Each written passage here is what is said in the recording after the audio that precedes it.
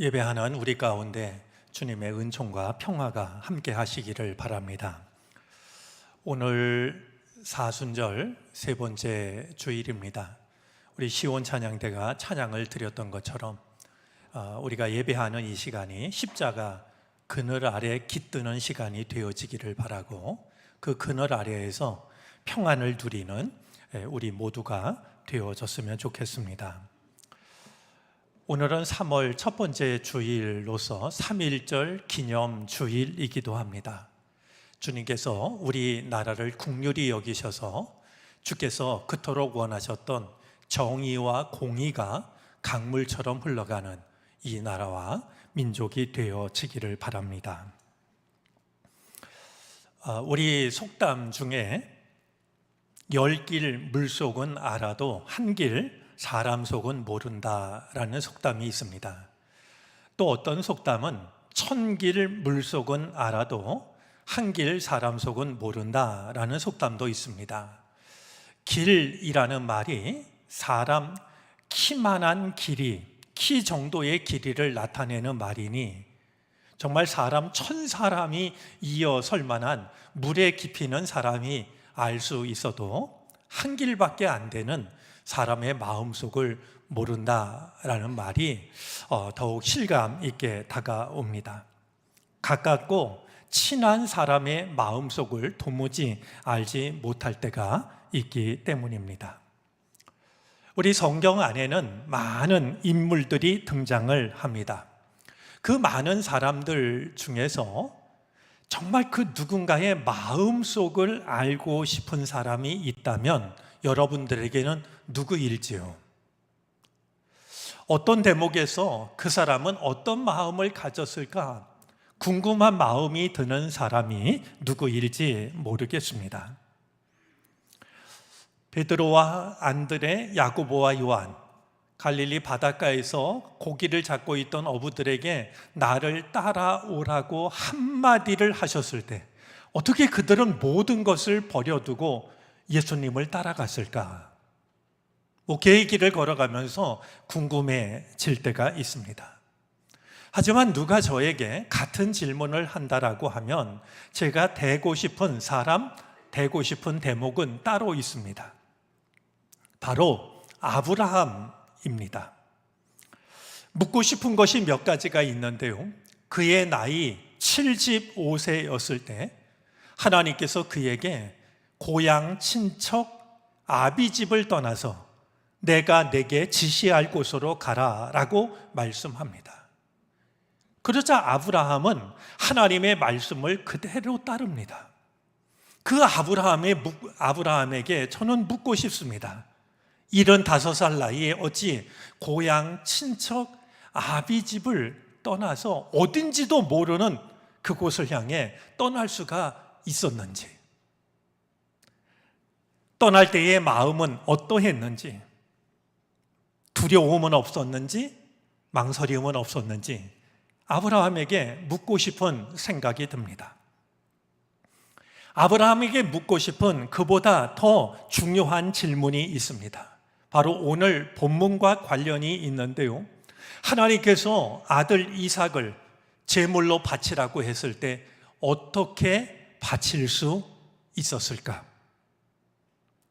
100세 때 얻은 아들이었는데, 눈에 넣어도 아프지 않을 사랑하는 아들이었는데 어찌 제물로 바칠 수 있었느냐고. 그것이 정말로 하나님의 요구라는 것을 어떻게 확신했냐고. 혹시 하나님으로부터 도망치고 싶지는 않았느냐고 묻고 싶은 말들이 적지가 않습니다. 우리는 아브라함을 두고서 믿음의 조상이라고 부릅니다. 우리만 그렇게 부르는 것이 아니라 성경이 그렇게 말씀하고 있습니다. 로마서 4장 16절, 17절 말씀에 보면요, 아브라함은 우리 모두의 조상입니다. 이것은 성경에 기록된 대로 내가 너를 많은 민족의 조상으로 세웠다 함과 같습니다. 이 약속은 그가 믿은 하나님, 다시 말하면 죽은 사람들을 살리시며 없는 것들을 불러내어 있는 것이 되게 하시는 하나님께서 보장하신 것입니다. 자, 아브라함이 믿는 자에게는 물론이고 믿지 않는 모든 사람들에게도 조상이 된다라고 하는 사실을 이제 로마서는 우리에게 일러주고 있습니다. 자, 믿음의 조상, 이 얼마나 영광스럽고 영예스러운 이름이겠습니까? 아브라함이 이 이름을 얻게 된 것과 관련해서 빠뜨릴 수 없는 일이 있는데 바로 아들 이삭을 제물로 바친 일입니다. 이삭을 바치라고 명하시는 하나님도 이해하기가 어렵지만 하나님의 명을 받은 이 아브라함이 정말 하나님의 명을 그대로 따르고 있는 것도 이해하기가 더욱더 어렵습니다. 아무리 하나님의 말씀이라 할지라도 따를 수 있는 것이 있고 따를 수 없는 것이 있을 것 같은데 어떻게 아브라함은 이삭을 바치는 선택을 했을까? 아무리 그가 믿음의 조상이라고 해도 이것은 지나친 일 아닐까? 이런저런 생각이 찾아듭니다. 아들 이삭을 바치는 아브라함의 걸음을 따라가다 보면 마음 끝이 떨려옵니다. 어느 날 하나님께서 아브라함에게 나타나셔서 너의 아들, 그 외아들을 나에게 제물로 바치라고 말씀합니다. 창세기 22장에 담겨져 있는데요, 우리 2절 말씀을 한번 확인해 보겠습니다. 너의 아들, 내가 사랑하는 외아들. 하나님은 지금 이삭이 누구인지를 잘 알고 계십니다. 너의 아들, 내가 사랑하는 외아들 이삭을 데리고 모리아 땅으로 가거라. 내가 너에게 일러주는 산에서 그를 번제물로 바쳐라. 여러분, 이 말을 들은 아브라함에게서 우리가 찾아볼 수 없는 것이 두 가지가 있습니다. 하나는 질문이고 다른 하나는 항의입니다. 뭐라고요? 되묻지 않습니다. 당신이 하나님 맞아요? 질문하지 않았습니다. 딴 건 몰라도 이것만은 못합니다. 항의하지 않았습니다. 이해하기 힘든 말씀을 들었음에도 불구하고 아브라함에게 찾아볼 수 없는 두 가지는 질문과 항의였던 겁니다. 오히려 아브라함은 다음 날 이른 아침에 번제로 드릴 때 필요한 몇 가지 것들을 챙겨서 길을 떠납니다. 이 사람 저 사람을 만나면서 하나님이 이렇게 말씀하셨는데 당신 뜻은 어때? 사람들의 의견을 구하지 않았습니다. 설마 하나님이 그런 것을 요구하실 리가 있겠느냐라고 하는 사람들의 말을 듣고 하나님의 명으로부터 벗어날 핑계거리를 만들고 있지 않았던 겁니다. 3일 길을 걸어가서 저만치 모리아 산이 보이자 아브라함은 종들을 그 자리에 남깁니다. 우리 22장 5절 말씀인데요, 종들에게 이렇게 말합니다. 내가 이 아이와 이삭과 함께 저리로 가서 예배를 드리고 너희에게로 함께 돌아올 터이니 그동안 너희는 나귀와 함께 여기에서 기다리고 있거라. 이 아브라함이 종들을 데리고 모리아 산 꼭대기까지 올라갔다라고 하면 양 대신에 아들을 제물로 바치려고 하는 아브라함을 종들은 구경만 하고 있지는 않았을 겁니다. 아들을 잡아 바치려고 하다니 우리 주인이 단단히 노망이 났다라고 하면서 급히 달려들어서 칼을 빼앗았을 것입니다. 이 사실을 아브라함은 잘 알고 있었을 겁니다. 알았기 때문에 종들을 그 자리에 남겼던 겁니다. 이삭만을 데리고 모리아 산으로 올라갈 때 이삭에게는 장작을 지우고 아브라함은 칼과 불을 손에 듭니다. 우리 22장 6절 말씀인데요. 자, 아브라함은 번제에 쓸 장작을 아들 이삭에게 지우고 자신은 불과 칼을 챙긴 다음에 두 사람은 함께 걸었다. 이 모습 속에도 아브라함의 마음이 담겨져 있습니다. 물론 번제를 드릴 때 장작도 필요합니다. 그러나 가장 중요한 것이 있다면 칼과 불입니다. 칼이 없으면 제물을 잡을 수가 없습니다. 불이 없다면 번제물을 태울 수가 없습니다. 칼과 불을 잡은 아브라함의 손이 떨렸을까? 얼마나 떨렸을까? 어떤 경우에도 하나님의 명을 거역하지 않겠다라고 하는 아브라함의 결기가 느껴집니다. 샤갈이 그린 그림 중에 희생 장소로 가는 아브라함과 이삭이라는 그림이 있습니다. 한번 띄워주시겠습니까? 제가 참 좋아하는 그림인데요. 아브라함이 칼과 불을 잡고 있습니다. 그런데 저 그림을 볼 때마다 제 마음속에 가장 와닿는 모습은 눈을 감고 있는 모습입니다. 아마 사람의 마음으로는 할 수 없는 일이지만 아브라함은 눈을 감고서 칼과 불을 들고 모리아 산으로 올라갈 뿐입니다. 아브라함이 장작을 쌓아놓고 이삭을 묶은 뒤 제단에 올려놓고 막 칼로 내려치려는 순간 가장 놀랐던 이는 누구였을까요? 저는 분명 하나님이셨을 거라고 생각을 합니다.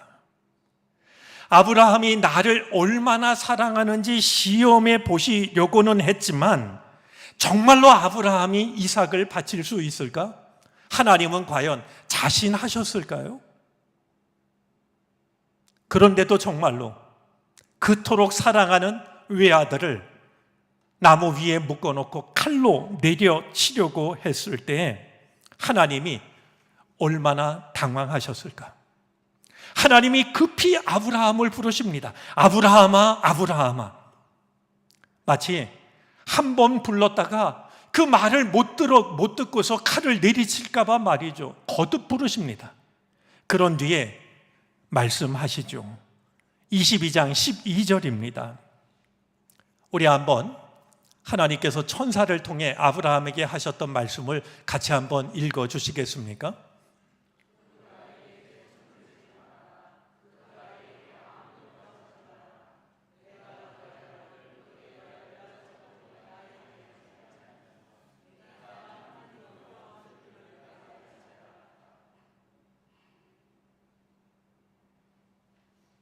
마치 하나님은 내가 나를 사랑하는 줄은 알았지만 이토록 사랑하는 줄은 몰랐다라고 말씀하시는 것 같습니다. 이 말을 들은 아브라함은 내려치려는 칼을 멈춥니다. 저는 이 대목이 범상치 않습니다. 아들 이삭을 바칠 만한 믿음이 있었다라고 하면 저런 음성을 들었어도 눈을 질끈 감고 내려치기가 오히려 쉬웠을 겁니다. 내가 방금 들은 이 말은 자식을 죽이고 싶지 않아 하는 내 마음 속에 내 마음의 소리라고, 주님의 음성을 무시하고 눈을 감고 내려치기가 훨씬 더 쉬웠을 것 같습니다. 아브라함은 아들을 바치라 하셨을 때 길을 떠났고 칼을 멈추라고 하실 때 칼을 멈추고 있습니다. 아브라함은 어떻게 그럴 수 있었을까요? 어떤 믿음이 있었기에 그럴 수가 있었을까요? 우리는 거듭해서 묻지 않을 수가 없게 됩니다. 자, 이에 관해서 히브리서가 우리에게 전해주는 말씀이 있습니다. 성서학자들은 히브리서를 누가 기록했는지는 하나님만 아신다라고 말합니다. 누가 기록했는지 알 수는 없지만 히브리서가 전해주는 이와 관련해서 중요한 이해가 한 가지 있는데요.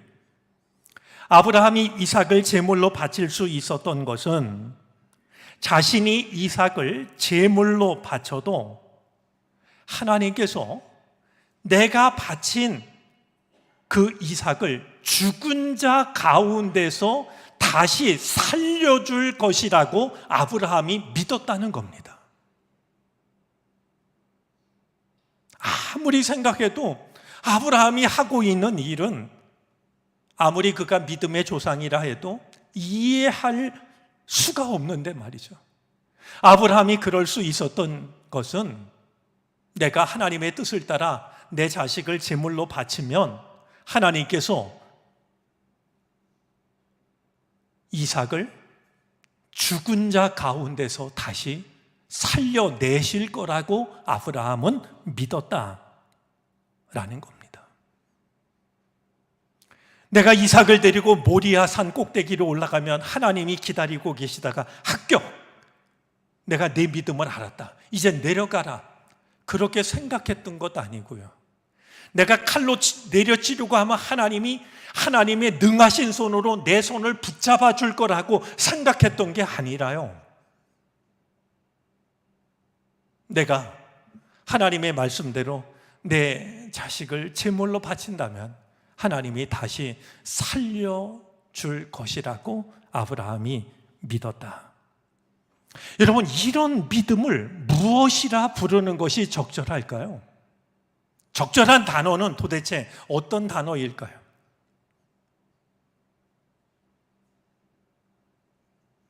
그야말로 무지막지한 믿음. 터무니없을 만큼 견고한 믿음. 순진무구한 믿음 정도가 될까요? 순진무구라는 말을 쓰는데요. 순진무구는요, 순수할 순자에, 참 진자에, 없을 무자에, 무구인데요. 구가 뭐냐 하면 때 구자입니다. 때가 하나도 없는.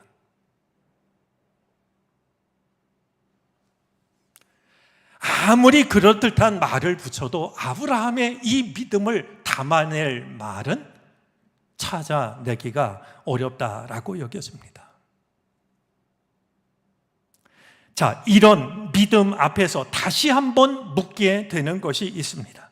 아브라함은 어떻게 이런 믿음을 가질 수 있었을까? 오늘 본문 속에는 이 믿음을 짐작하게 해주는 구절이 있습니다. 17절, 18절 말씀이 그것인데요. 자, 17절 말씀에 보면 더구나 약속을 받은 그가 그의 외아들을 기꺼이 바치려 했던 것입니다. 일찍이 하나님께서 아브라함에게 말씀하시기를 이삭에게서 네 자손이라 불릴 자손들이 태어날 것이다 하셨습니다. 아브라함은 하나님의 약속이 이삭에게 걸려 있다라는 사실을 알고 있었습니다. 여러분, 창세기 15장 말씀에 보면요, 하나님이 어느 날 아브라함을 찾아갑니다. 그리고 아브라함에게 네가 받을 보상이, 네가 받을 상이 참으로 크다라고 말씀합니다. 그래서 아브라함이요, 마치 푸념을 하듯이 하나님, 제게는 자식이 없습니다. 아무리 하나님이 저에게 큰 복을 주셔도 하나님이 주신 복을 차지할 사람은 제 종밖에 없습니다. 자식이 없는 나에게 좋은 것을 주셔야 그게 무슨 복이겠냐는 듯이 말이죠. 아브라함이 이야기를 했어요. 그러자 하나님께서 아브라함에게 말씀하십니다. 너의 몸에서 태어날 아들이 너의 상속자가 될 것이다. 아브라함은 나이가 많아서 늙은 상태인데요, 너에게서 태어난 아들이 너의 상속자가 될 거다. 이렇게 말씀하신 하나님께서는 아브라함을 밖으로 데리고 나가셔서 하늘의 별들을 세어보라고 말씀하십니다. 그러면서 이렇게 말씀하시죠. 너의 자손이 저 별처럼 많아질 것이다. 이삭을 통해서 태어날 너의 자손이 저 밤하늘의 별처럼 많아지게 될 거다. 그래도 아들이 태어나지 않자 사라의 몸종 하가를 통해서 이스마엘을 낳게 됩니다. 그러나 이스마엘이 태어났을 때에도 하나님께서는 너의 아내 사라가 낳아줄 아들 이삭과 언약을 세우겠다라고, 하가를 통해서 태어난 이스마엘이 아니라 사라를 통해 태어날 아기를 통해 내가 언약을 세울 거라고 이렇게 일러 주셨습니다. 지금 하나님께 바치고 있는 이 이삭이 하나님의 약속이 걸린 아이라고 하는 사실을 아브라함은 잘 알고 있었던 겁니다. 이 사실을 알고 있었기에 내가 이 이삭을 바치면 하나님께서는 하나님께서 하신 약속을 지키시기 위해서라도 이 아이를 살려주실 것이다. 왜냐하면 하나님이 이 아이를 통해서 하늘의 별처럼 후손이 많아지겠다고 약속하셨으니까.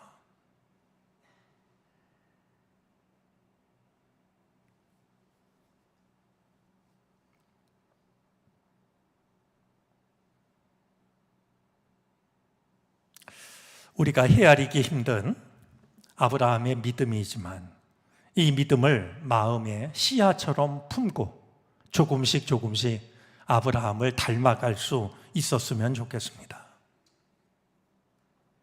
모리아 산으로 올랐던 아브라함을 생각하면 겹쳐 떠오르는 한 장면이 있습니다.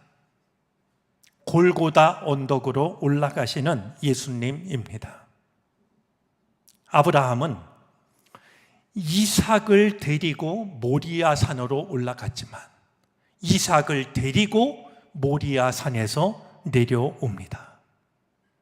아들 대신 수풀에 걸린 순양으로 제사를 드리는 여호와 이레의 은총을 누리면서 이삭을 데리고 내려왔습니다. 하지만 예수님은 달랐습니다. 고난의 잔을 모두 마셨고 당신의 목숨을 살릴 그 어떤 여호와 이레의 은총도 누리지 못한 채 십자가에서 죽음을 맞이하셨습니다. 오늘은 사순절 세 번째 주일입니다.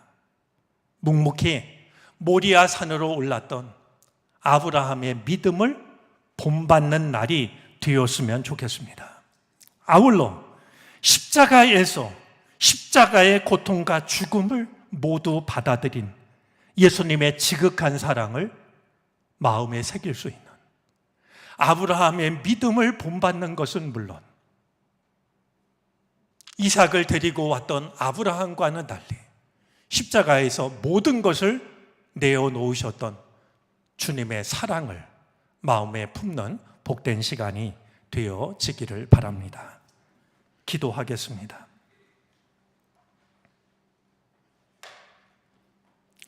말없이 모리아 산으로 오른 아브라함의 믿음을 가슴에 품고 닮아가게 하옵소서. 골고다 언덕으로 오르셔서 죽기까지 사랑하신 주님의 사랑을 기억하게 하옵소서. 예수 그리스도의 이름으로 기도를 드립니다. 아멘.